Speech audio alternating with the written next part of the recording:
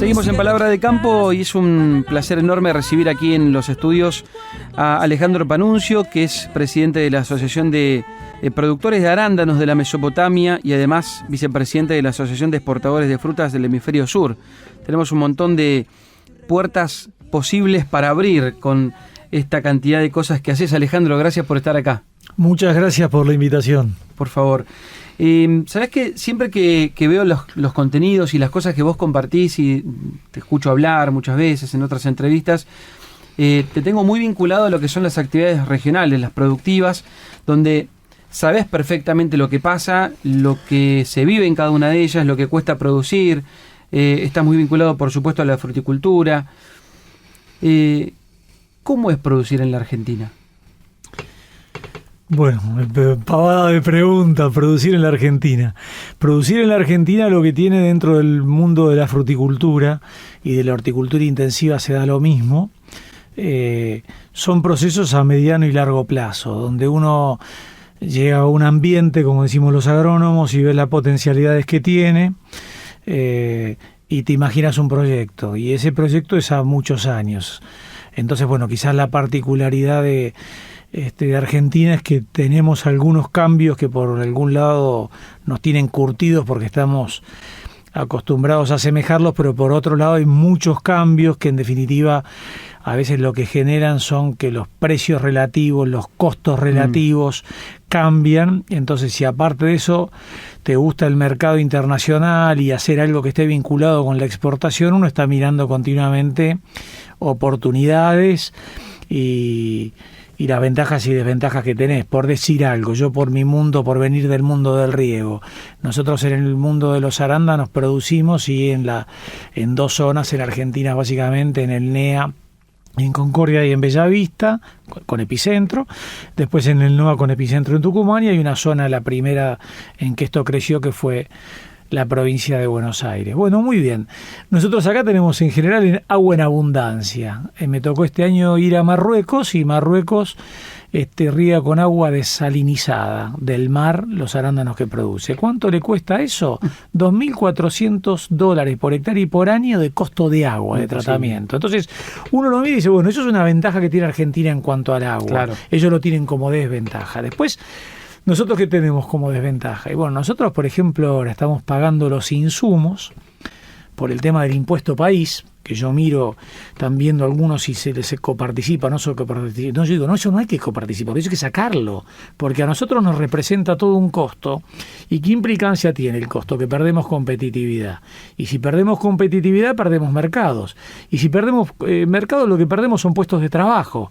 Entonces, para los que pensamos que esto se resuelve, lo de este país, los chicos yendo al colegio, los adolescentes yendo al colegio y los adultos trabajando, si nos quedamos sin trabajo generamos un problema en los hogares. Entonces no traemos una solución de fondo. Entonces yo digo, lo mismo las retenciones, digamos. Bueno, de las retenciones pongo lo mismo, y digo, las retenciones y las que no se llaman retenciones, pero el doble tipo de cambio, digamos. Digamos que cuando ahora, por ejemplo, las economías regionales no tenemos retenciones, pero antes, hace 2 meses o 3 meses, tampoco teníamos retenciones, pero había una brecha cambiaria gigantesca. ¿Qué es esa brecha cambiaria? Pongámoslo en castellano. Eso quiere decir que de la facturación de una empresa, un porcentaje importante iba directamente al gobierno. ¿Y a dónde no iba? Y a la empresa para que lo volcaran inversiones. Y uno dice, ¿cómo lo podemos cuantificar esto? Y busquemos datos estadísticos para tener solidez en los datos. Argentina tenía 4.600 hectáreas de arándano hace 10 años. Hoy tiene 2.300. Perú no existía hace 10 años y hoy produce 250 millones de kilos. Entonces uno dice, ¿pero qué significa? Si bueno, una hectárea de arándano cuando está en cosecha emplea más o menos 10 personas adicionales a lo que es su plantel fijo durante el año de personal cosechando y en empaque. Bueno, 4.500 hectáreas, 45.000 personas.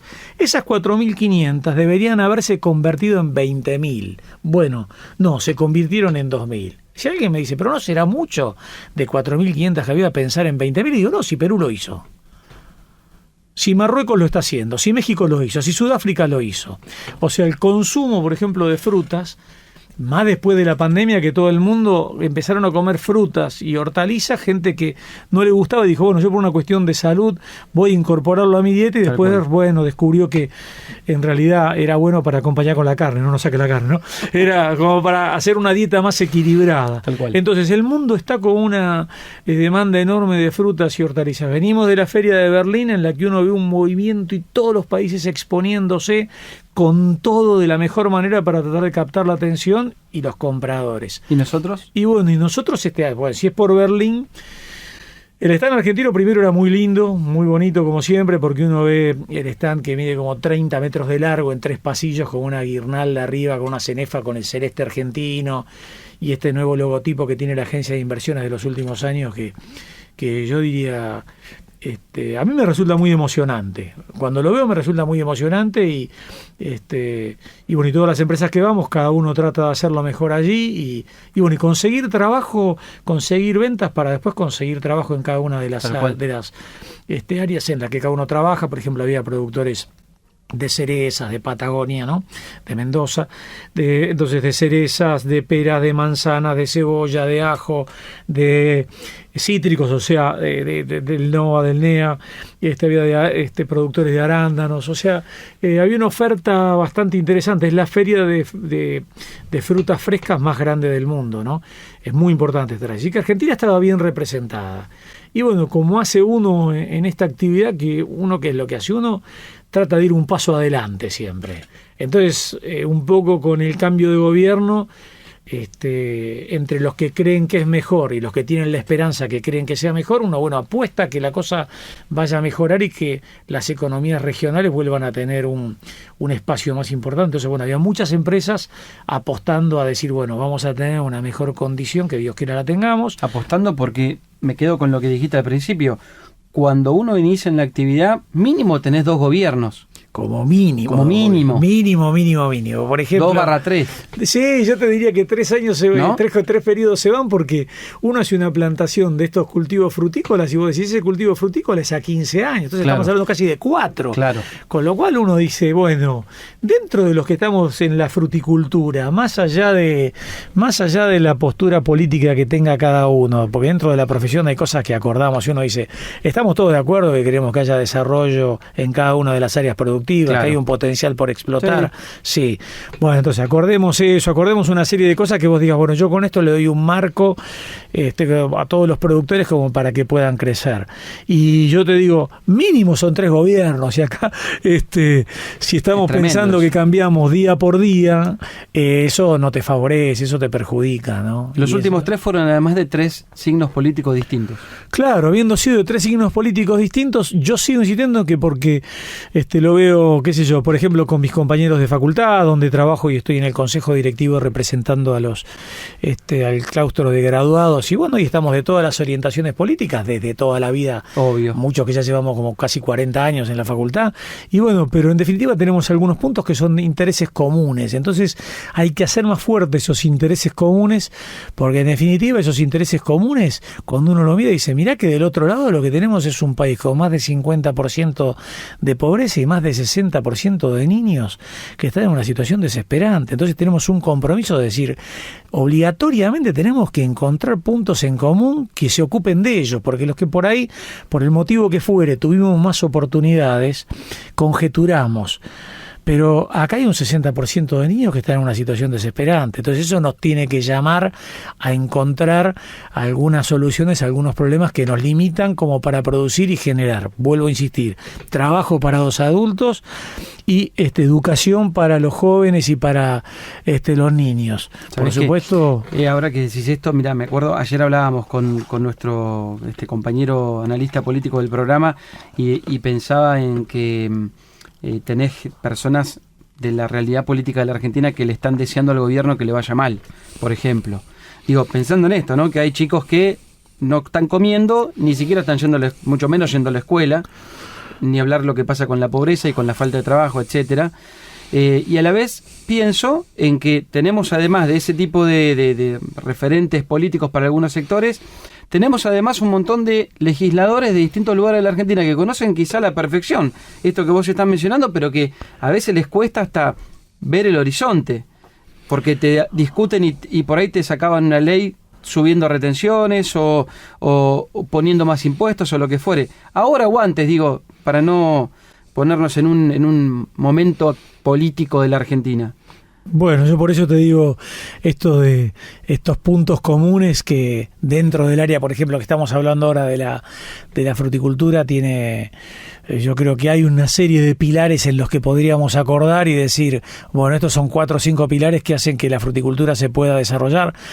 Por ejemplo, el tema mano de obra, el tema de contratación de mano de obra perjudica claramente a la gente, y esto no está permitiendo, por esa incerteza laboral que hay, que haya más trabajo. Y claro, porque, por ejemplo, mira, me tocó recibir de manos del presidente Alberto Fernández en Concordia una cosa que pedimos durante años y que él vino a presentarlo a Concordia y me dio el decreto en la mano, la ley, no recuerdo qué era, que establecía esto de la compatibilidad de los planes con trabajar. Sin embargo, después estaba la tarjeta alimentar, que quien trabajaba perdía la tarjeta alimentar. Ahora después salió que si en un grupo familiar uno percibía una determinada prestación, por haber uno en blanco dejaban de cobrar esa prestación.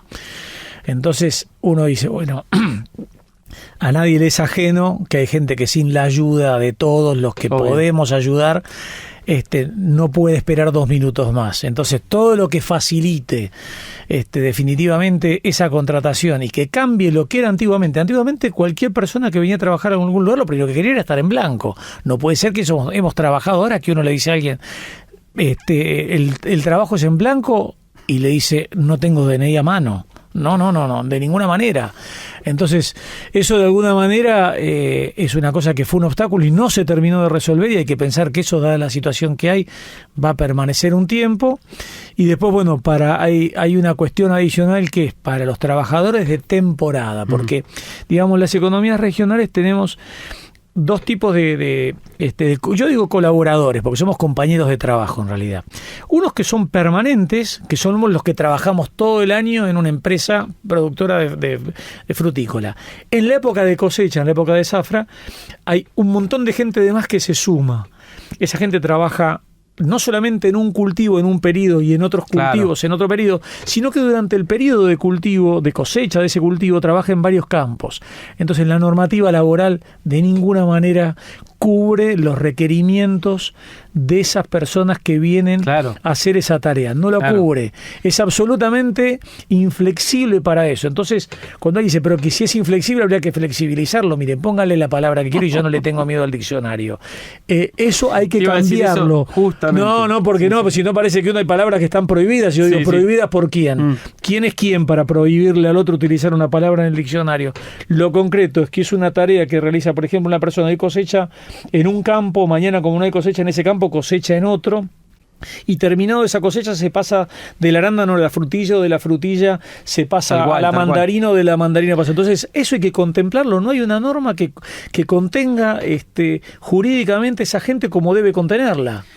Estamos conversando con Alejandro Panunzio. Miren, estamos hablando de la actividad laboral y tengo un montón de preguntas que ya me surgen, me las estoy anotando y las vamos a charlar ahora, y me quedan además otros temas. En un ratito vamos a hablar de riego con Alejandro, que también lo mencionó recién, casi como al pasar, pero hay muchas cosas interesantes para conversar sobre eso. Es presidente de la Asociación de Productores de Arándanos de la Mesopotamia y además vicepresidente de la Asociación de Exportadores de Fruta del Hemisferio Sur. Tenemos una cantidad enorme de cosas para charlar. ¿Te quedás un minuto más? Un ratito y seguimos charlando. Con todo gusto. Alejandro Panunzio aquí en Palabra de Campo. Tenemos muchos más temas para seguir conversando con Alejandro Panunzio, que está aquí en los estudios de la radio, presidente de la Asociación de Productores de Arándanos de la Mesopotamia y además vicepresidente de la Asociación de Exportadores de Frutas del Hemisferio Sur. Recién estábamos hablando, Alejandro, del tema laboral, y es un tema que siempre genera mucha controversia. Vos recién mencionaste muy bien la palabra flexibilización, porque claramente hay que readaptar las normas que están, que muchas no funcionan, pero acá cuando alguien escucha la palabra flexibilización, automáticamente pone el grito en el cielo. Acá en el programa hemos hablado una enorme cantidad de veces explicándole a mucha gente que es muy complicado para quien quiera hacer las cosas bien y para quien no comete un delito incluso, tener es muy conveniente tener a la gente como corresponde en el campo, en los lugares de trabajo. Por supuesto que habrá 1000 excepciones, puede haberlas siempre, Pero hoy por hoy, y esto lo hemos hablado incluso con muchos productores que vienen acá al programa, es muy difícil tener a la gente en negro hoy por hoy. Y nadie quiere tener a la gente en negro. Ahora, cuando vos decís la gente no quiere que la anotemos porque pierde los planes, que es lo que estábamos hablando recién, salen estos acuerdos, salen estas cosas. Y por otra parte pienso en que, qué sé yo, yo siempre vuelvo al punto es muy complicado, no te conviene a nadie tener a la gente en negro. Y muchos dicen, bueno, pero la gente no quiere que se anoten porque páguenle más, páguenle lo que corresponde. Es como que hay una cosa social que siempre vuelve a eso, que no está en el sector, pero que, viste, es como una nube, un nubarrón que está siempre sobre el sector agropecuario, ese tema en particular. Bueno, respecto de eso, quizás hay que, si nosotros vamos hace unos años atrás, nosotros habíamos propuesto firmar el convenio de corresponsabilidad gremial. El convenio de corresponsabilidad gremial lo que implicaba era pagar una tasa por cada kilo que salía del campo para que eso fuera a la ANSES y que la ANSES lo distribuyera entre lo que le correspondía a cada trabajador, ya sea por jubilación o para las demás prestaciones sociales. Y es más, acordamos con Guatre cuántos eran los kilos, tanto ya sea de empaque o de cosecha en el campo, equivalentes a ese jornal. Así que nosotros teníamos todo arreglado, pero habiendo acordado esto, que era lo difícil, cuántos kilos representaba un día de cosecha y de empaque, después no pudimos formalizar ese acuerdo, que ese acuerdo era buenísimo porque cada kilo pagaba, con lo cual el ANSES iba a tener todo, digamos, absolutamente hasta el último peso cobrado para poder después asignarlo a cada quit. Pero hay actividades que lo tienen firmado el acuerdo de corresponsabilidad gremial. Hay actividades que creo que el primero que lo firmó en su momento fue la yerba, creo que lo tiene. Y el algodón. El algodón también lo tiene, tenido. Claro. Bueno, nosotros no pudimos llegar a eso, no hubo un acuerdo final con ese tema. Creo que algo tuvo que ver el tema de las prestaciones de salud, porque los trabajadores temporarios de nuestra actividad, no sé a partir de cuántos días de prestación laboral le correspondía después la prestación social, y ahí se generó una situación de financiamiento del sistema, que quizás lo mejor era buscar alguna solución con el sistema público que cubriera a esta gente que estaba aportando, claro, y que por ahí no podía el sindicato absorber con su... Pero esas ineficiencias la sociedad las ve como un problema del sector. Y en realidad lo que vos estás explicando es que vos estás pagando la carga social. Claro, nosotros pagábamos el porcentaje que... Claro. La propuesta era pagar obviamente el porcentaje que correspondía a cualquier recibo laboral de un empleado permanente, pero pasárselo al ANSES y que el ANSES después le pasara a la obra social, le pasara al fondo de jubilaciones y demás eso. Pero eso no se pudo formalizar.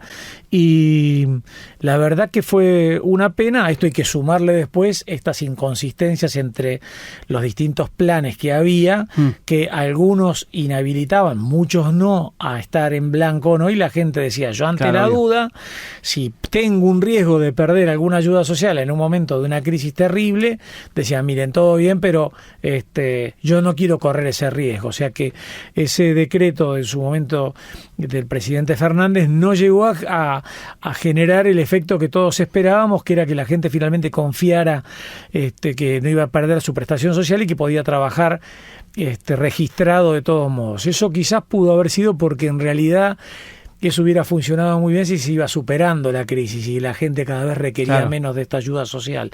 Al acentuarse la crisis, la gente se aferró más a esa ayuda social ante el miedo de no tener un ingreso por su trabajo, por la crisis que hubo en el país, ¿no? Alejandro, ¿aumentaron los costos para producir? Bueno, hoy estamos en un momento medio particular, porque si bien por un lado se ha achicado enormemente la brecha, lo cual para cualquier productor exportador es buenísimo, la realidad es que si uno compara el costo que tenemos de los insumos acá y en Uruguay, por ejemplo, o en cualquier país limítrofe, nosotros estamos con costos más altos. Por ejemplo, si uno mira fertilizantes, mira fungicidas, mira insecticidas, mira cualquier agroquímico que se utilice, utilice cualquier productor en el campo, los costos que tenemos son mayores. ¿Por qué? Bueno, por un lado está el impuesto país, ¿no es cierto? Que el impuesto país está afectando a todas las importaciones, y bueno, por un lado, al afectar a todas las importaciones, lo que hace es generar menos competitividad para nuestras exportaciones. Entonces el gobierno cobra el impuesto país sobre los insumos que después vamos a utilizar para exportar, pero si somos menos competitivos no vamos a exportar. Entonces vamos para atrás porque nos quedamos sin la exportación y el gobierno no va a ingresar al país esos dólares y la gente tiene menos trabajo. O sea que ganar, yo creo que un gran desafío ahora es que todas las medidas que se vayan tomando, mirarlo con la lupa de la competitividad. O sea, si nosotros queremos, finalmente decimos, bueno, todos estamos de acuerdo que hay que exportar más. Bueno, para exportar más tenemos que ser más competitivos.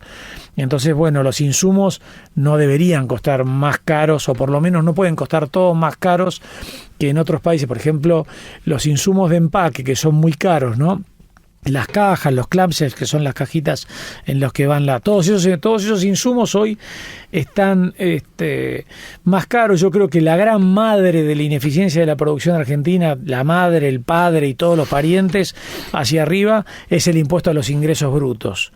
No hay cosa más nociva que los ingresos brutos, porque además hace que cualquier persona que presta cualquier servicio, al pasarse determinada facturación y pasar a ser responsable inscripto, pasa literalmente a ser un esclavo, porque nunca más volverá a poder dedicarse a su profesión exclusivamente, sino que va a estar cada vez más tiempo parte del tiempo de su vida liquidando este impuesto. Para nosotros que exportamos, uno dice, no, pero si usted exporta no le afectan ingresos brutos. Sí, porque todo lo que nosotros compramos a nuestros proveedores, claro, por cada mano que pasan, cada provincia va cobrando. Entonces, eso nos quita competitividad, y eso cuando llegamos con un producto al exterior, el producto no es competitivo. Y alguien podrá decir, no, pero usted tiene reintegros a la exportación. Sí, claro, los reintegros a la exportación son para cubrir los impuestos internos, pero los reintegros a la exportación, hoy que son menos del 3% para nuestra actividad, no cubren ni por casualidad los impuestos internos que pagamos. De ninguna manera. El problema está en las cuestiones fiscales provinciales. Bueno, los ingresos brutos sí, porque los ingresos brutos pasan por ahí, ¿no? O sea que ahí hay un tema importantísimo, y la incidencia de los ingresos brutos en todos los insumos que compramos. Hay que pensar que cada persona que compra un bien le agrega un poco de valor, lo vende y se lo va pasando al otro para que uno reciba una caja terminada, por decir algo. Cada estado provincial fue cobrando ingresos brutos en el medio. La verdad que es injusto, ¿no?, encarecer el producto por eso, porque no se encarece, pero no porque lo ganó quien agregó valor, sino el Estado provincial, que se agarra de una parte de la facturación. Tampoco es de la ganancia del valor agregado, porque el ingreso bruto se cobra sobre lo que a mí me facturan, sobre el total. Por ahí le agregó un 10% de valor, pero paga 4% de ingreso bruto sobre todo el monto que está vendiendo. Claro. Es terrible eso. Alejandro, no me quiero despedir sin antes hablar del tema del riego, que sé que vos lo mencionaste hace un ratito y trabajás en eso. Bueno, en este contexto de importaciones dificultosas, etcétera, porque me imagino que gran parte de lo de riego, muchas cosas deben ser importadas, ahora corregime si me equivoco, pero el riego tiene una oportunidad en la Argentina. ¿Se puede pensar en el riego? Porque a veces son inversiones, viste que acá, en el contexto económico, es complicado invertir. En el mundo se riegan 328 millones de hectáreas, que representa aproximadamente el 18% de la superficie cultivable del mundo. Pero eso produce casi el 50% de los alimentos. En Argentina se riega el 5% de la superficie. O sea, nosotros por un lado tenemos un clima más benigno en buena parte, el 33% de la República Argentina es húmedo y subhúmedo, pero el 66% es árido y semiárido. Si nosotros vemos lo que se perdió en estas últimas campañas, cuando dicen que aproximadamente se perdieron 20.000 millones de dólares en un año, yo digo, la verdad que el monto, uno tiene que pensar que una inversión de riego cuesta $4.000 por hectárea. Uh-huh. Entonces nosotros podríamos haber regado cantidades y cantidades de hectáreas. Y dejar de estar, uno en la producción agropecuaria tiene el riesgo clima y el riesgo precio. El riesgo precio, bueno, son commodities, lo máximo, lo que exporta el país en su mayor volumen, eso no lo podemos manejar. Pero sí sacar riesgo clima. Y eso habría que tener una política que favorezca el riego. ¿Que cuál sería? Amortización acelerada de las inversiones. Que no haya impuesto a los bienes de capital. Hay una parte que es importado, paga impuesto a los bienes de capital. Por supuesto que tiene el impuesto país, y después hay que pensar obviamente que si hubiera retenciones, si yo compro la tecnología a un valor mucho más alto que al que vendo mi producto, el trade-off entre cuándo voy a recuperar esa inversión es nunca la voy a recuperar. Y además genera incertidumbre, y ante la incertidumbre la gente, la verdad es que no invierte. A veces parece que la palabra incertidumbre es un intangible que está no sé dónde en el microcentro. No. Está en el medio de un chacarero que está en el medio del campo y tiene miedo de invertir porque dice, ¿qué ocurre? Dice, yo invierto. Con lo que gano de más voy a pagar el crédito con el que compré el equipo de riego. Pero si me ponen retenciones y el gobierno me lleva esa parte, yo me quedo con la deuda y hasta me puedo andar mal económicamente habiendo invertido en tecnología. Puedo perder el campo, habiendo invertido para progresar. Ese es digamos, si es tuyo, y si no es tuyo, bueno, peor todavía. Ese es el motivo por el cual la tecnología no se desarrolla. Básicamente es ese, porque la tecnología está, los profesionales están, de hecho en la UBA damos cursos de posgrado, estamos por empezar ahora uno de riego por goteo de actualización, que damos los jueves y viernes a la noche virtuales para que cualquiera de cualquier lugar del país pueda hacerlo, como para capacitar recursos humanos, que es muy importante, porque el riego en el mundo pierde el 56% del agua que aplica por ineficiencia. Wow.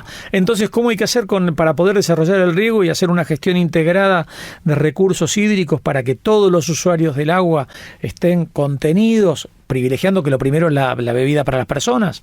¿Qué es lo que hay que hacer? Bueno, hacer más eficiente el riego. ¿Qué es la otra cosa que hay que hacer? Favorecer el reuso de aguas. Hay que tratar todas las aguas en lugar de volcarlas a los cursos de agua y regar cultivos que no sean de hoja. Entonces ningún agua, el agua pasa de un residuo a ser un recurso. Después, ¿qué es lo que hay que hacer? Bueno, favorecer a la gente que invierte en energías no renovables para que no gaste fósiles en generar energía.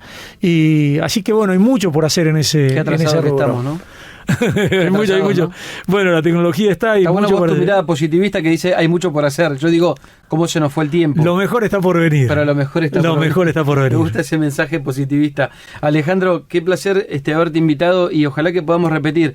Sabés que hay muchos temas para charlar con vos porque tenés muchas facetas, así que ojalá que puedas volver aquí al programa. Muchas gracias por haber venido. Muchísimas gracias por la invitación y a disposición en cualquier momento. Gracias. Alejandro Panuncio, presidente de la Asociación de Productores de Arándanos en la Mesopotamia, y como ustedes acaban de escuchar, muchas cosas más además de eso, y vicepresidente de la Asociación de Exportadores de Frutas del Hemisferio Sur, pasó por aquí por la Palabra de Campo.